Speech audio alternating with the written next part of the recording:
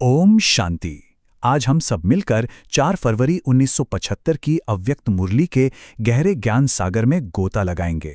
बाप दादा ने हम मीठे बच्चों को सिखाया है कि कैसे ज्ञान को सिर्फ सुनना नहीं बल्कि स्वयं में समाकर हम अनमोल मोती और अमोघ शक्ति दोनों ही पा सकते हैं। ये मुरली सही मायनों में हमें स्वराज्य अधिकारी बनने का रास्ता दिखाती है। तो बाप दादा ना हम मीठे बच्चों को एक बहुत ही प्यारा सा उदाहरण देते हैं। वो कहते हैं कि संगम युग की जो श्रेष्ठ आत्माएं हैं वो ज्ञान चातक के समान हैं, जो ज्ञान की हर एक बूंद के लिए प्यासी रहती हैं। जैसे चातक पक्षी होता है ना, वो सिर्फ स्वाति नक्षत्र की बूंद को ही धारण करता है, बस। ठीक वैसे ही श्रेष्ठ आत्माएं केवल एक बाप के महावाक्यों को ही अपने जीवन का आधार बनाती हैं। सच पूछो तो यही एक बात इस पूरी मुरली का दिल है। तो चलिए सबसे पहले इसी रहस्य को खोलते हैं कि एक ज्ञान चातक कैसे बना जाए। देखिए, ये सिर्फ एक टाइटल नहीं है, ये तो एक साधना है।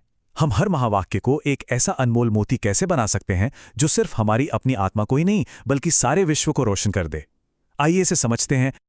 एक ज्ञान चातक वह आत्मा है जो ज्ञान को सुनती नहीं बल्कि पीती है। वो हर महावाक्य को अपनी बुद्धि और आत्मा में ऐसे समा लेती है जैसे कोई सीप बारिश की हर बूंद को अपने अंदर लेकर उसे एक चमकदार मोती में बदल देती है। यही धारणा की शक्ति सच्चे ब्राह्मण जीवन की निशानी है।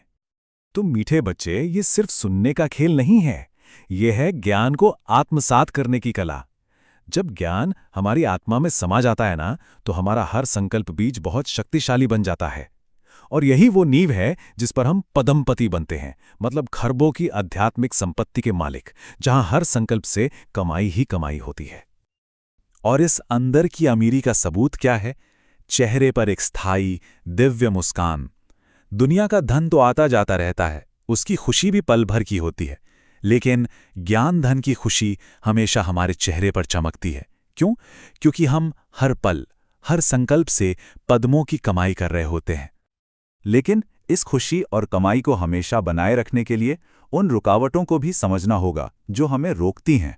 तो अब आइए हमारे आध्यात्मिक बही खाते को देखें, जहां हमारा जमा का खाता भी है, पुराना कर्ज भी है और वो बीमारी भी है जो इस कर्ज से पैदा होती है।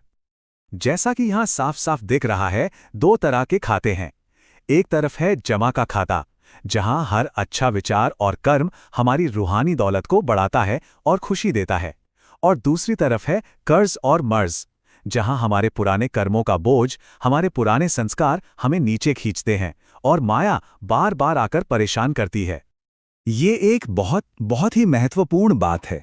बाप दादा कहते हैं कि अगर कोई भी पुराना रूहानी कर्ज बाकी रह गया तो वही माया का मर्ज बन जाता है। ये एक ऐसी आध्यात्मिक बीमारी है जो हमारी एकाग्रता को तोड़ देती है, योग में विघ्न डालती है और हमारी अंदर की शांति को चुरा लेती है। तो ये आध्यात्मिक कर्ज आखिर दिखता कैसा है? ये व्यर्थ के संकल्पों और चिंताओं के रूप में आता है। ये हमारी उन पुरानी आदतों और संस्कारों के रूप में आता है जिन्हें बदलना मुश्किल लगता है। ये हमारे जिद्दी स्वभाव और पिछले जन्मों के नेगेटिव कर्मों के खाते के रूप में भी सामने आता है। हमें गहराई से इन सब की चेकिंग करनी होगी। तो अब जब हम समस्या को जान गए हैं तो समाधान की तरफ बढ़ते हैं। ये यात्रा है चेकिंग से चेंजिंग तक की, यानी आत्म परिवर्तन के लिए प्रैक्टिकल कदम। बाप दादा हमें सिर्फ समस्या नहीं बताते बल्कि उससे मुक्त होने की शक्ति और तरीका भी देते हैं।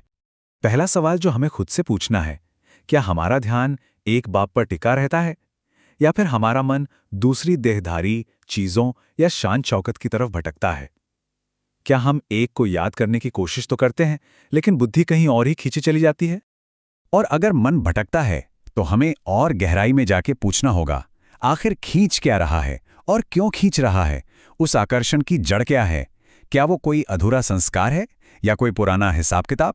जब तक हम जड़ को नहीं पहचानेंगे उसे बदल भी नहीं सकते। और आखिर में हमें शांति से बैठकर महसूस करना होगा, क्या कोई अंदर का बोझ है जो हमें नीचे दबा रहा है, हमें हल्का होकर ऊपर उड़ने से रोक रहा है?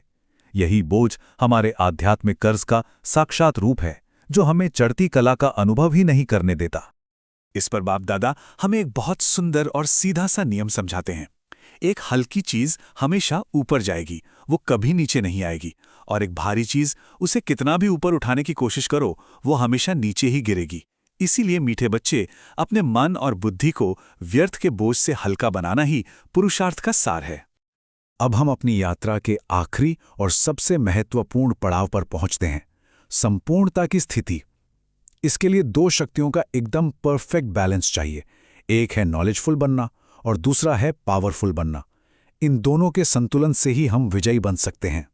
संपूर्णता का सूत्र बहुत सरल है। पहला, नॉलेजफुल बने, जिससे हर सिचुएशन के लिए सही प्लानिंग और क्लियर संकल्प आते हैं। दूसरा, पावरफुल बने, जिससे हम उस ज्ञान को सिर्फ बुद्धि में नहीं रखते बल्कि कर्म मिलाते हैं, उसका स्वरूप बनते हैं और अमोघ शक्ति का अनुभव करते हैं। और सबसे जरूरी है इन दोनों के बीच का बैलेंस। अगर कोई आत्मा 75% नॉलेजफुल है और 70% पावरफुल, तो भी वो खुद को बदल नहीं सकती। बाप दादा कहते हैं, समानता ही संपूर्णता है। जब तक ज्ञान और शक्ति बराबर नहीं होते, तब तक हम संपूर्णता के लक्ष्य तक नहीं पहुंच सकते। विजयी होने का मतलब है सर्वशस्त्रधारी बनना, यानी सभी सर्व शक्तियों से लैस। जैसे कोई योद्धा अगर एक भी हथियार के बिना लड़ाई में जाए तो हार सकता है, ठीक वैसे ही अगर हम में एक भी शक्ति की कमी है तो माया किसी भी रूप में आकर हमें धोखा दे सकती है। इसलिए मास्टर सर्वशक्तिवान बनना बहुत जरूरी है। तो इसका प्रैक्टिकल समाधान क्या है? योग और सेवा, यही स्वरक्षा का सबसे बड़ा कवच है। जब हम खुद को बाप की याद और विश्व सेवा में बिजी रखते ना, तो माया रूपी कर्जदार हमारे पास आने की हिम्मत ही नहीं करता। सदा बिजी रहना मतलब सदा सेफ रहना। तो इस मुरली का पूरा सार इस स्वमान और प्रतिज्ञा में है। मैं हर दिव्य शब्द को एक अनमोल मोती बनाऊंगा और नॉलेजफुल, पावरफुल बनकर अमोघ शक्ति से भरपूर हो स्वराज अधिकारी बनूंगा। ओम शांति।